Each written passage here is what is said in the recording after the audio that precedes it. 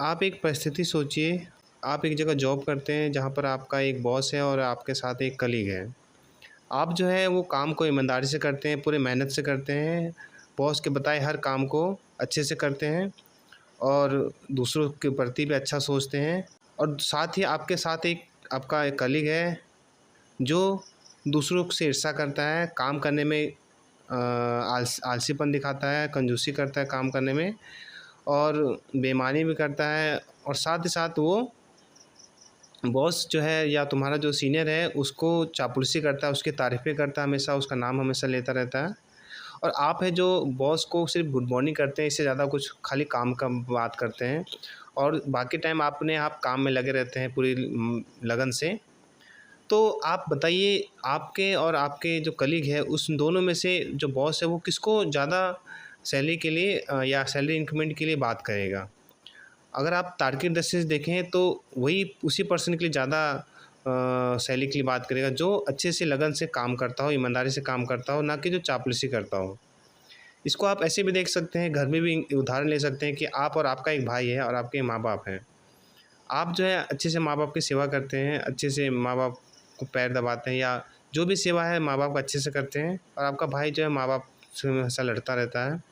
तो आपके माँ-बाप जो है वो किसको ज़्यादा उम, मान के चलेंगे, ज़्यादा किसको किसको मदद के लिए आगे रहेंगे, आपके लिए रहेंगे। तो आप ये 2 सिचुएशन को आप समझ गए कि कोई भी व्यक्ति है तो आपके कर्म के अकॉर्डिंग ही वो आपको सुविधा देगा। तो अब तीसरी सिचुएशन में आ जाइए कि कोई ईश्वर ऊपर बैठा हुआ है एक, जो सबको देख रहा है, ठीक है? अब आप हैं जो उस ईश्वर के के लिए काम कर रहे हैं। वो ईश्वर के बनाई हुई दुनिया के लिए काम कर रहे हैं, जो इंसानियत है इसके लिए काम कर रहे हैं।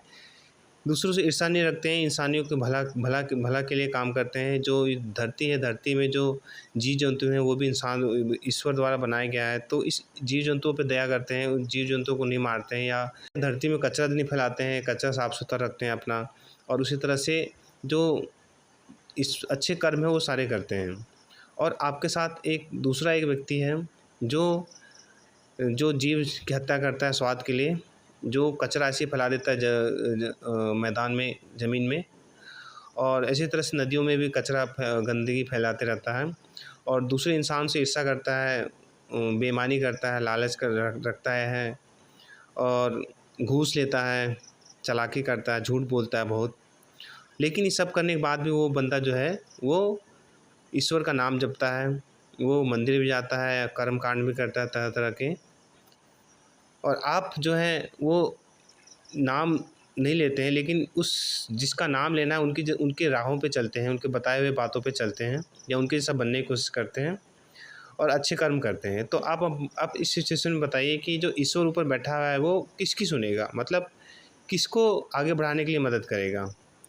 तो अब अगर आप तार्किक दृष्टि से देखेंगे तो आप समझ पाएँगे कि जो ईश्वर जो है वो और अच्छी बुद्धिमान वाला होगा, वो और अच्छी तार्किक दृष्टि से सोचेगा।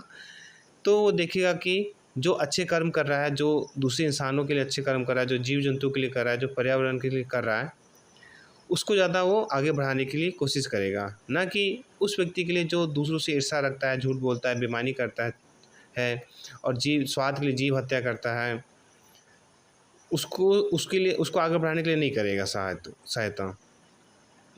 तो यहाँ पर यही समझाने की मैं कोशिश करता हूँ कि ईश्वर जो है नाम जपने से या उसके आगे चापलूसी करने से ईश्वर का वो ईश्वर नहीं सुनेगा। ईश्वर सिर्फ आपके कर्म देखता है, आपके विचार देखता है कि आप दूसरे इंसानों के लिए क्या सोचते हैं, दूसरे जीव जंतुओं के लिए क्या सोचते हैं।